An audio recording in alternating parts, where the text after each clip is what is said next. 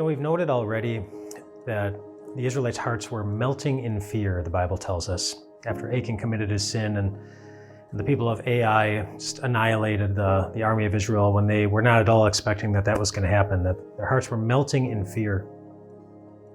Do you remember that we've heard that phrase before? Earlier in the book of Joshua, it was after the scouts had returned from scouting out Jericho. They said that somebody's hearts were melting in fear. It was the people of Jericho whose hearts were melting in fear. And so it wasn't the Israelites, it was the Israelites' enemy.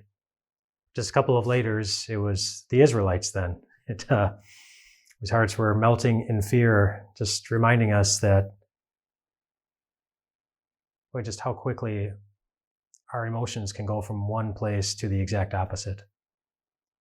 One moment we're feeling confident, the next moment we're feeling entirely discouraged. One moment we're feeling full of joy, the next we're feeling full of grief.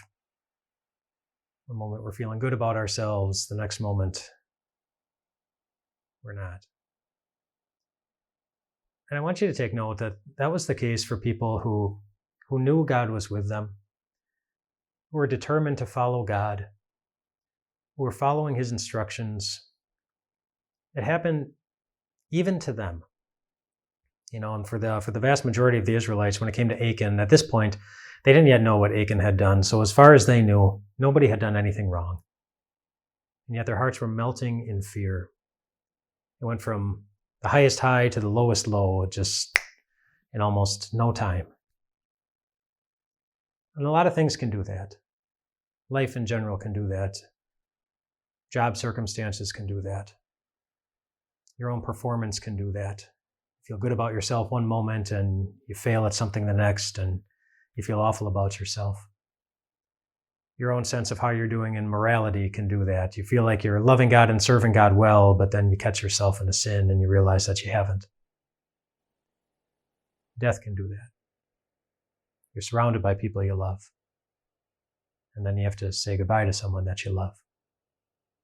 How quickly our hearts can go from one extreme to the other.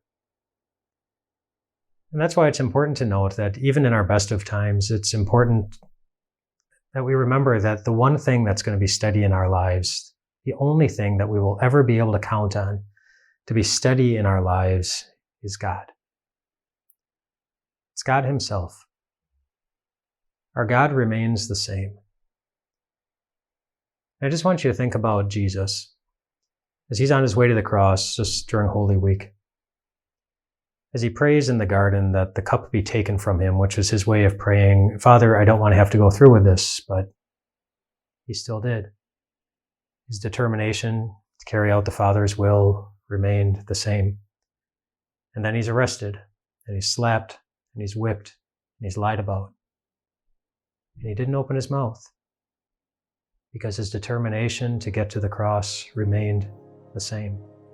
And then they pound nails in him, and they hang him on a tree, and they watch him suffocate. And he doesn't complain because his determination to love you remains the same. And then he willingly gives up his life because his determination to forgive you remains the same. And then he rises from the dead because he wanted the whole world to see that when he promises that he will be the constant in our lives, when he promises that he will always be there for you, he wants you to see that he alone can follow through on that promise, even if death itself is standing in the way. Our lives can very quickly change. Our God and his love for you always remains the same. Rest well tonight, my friends.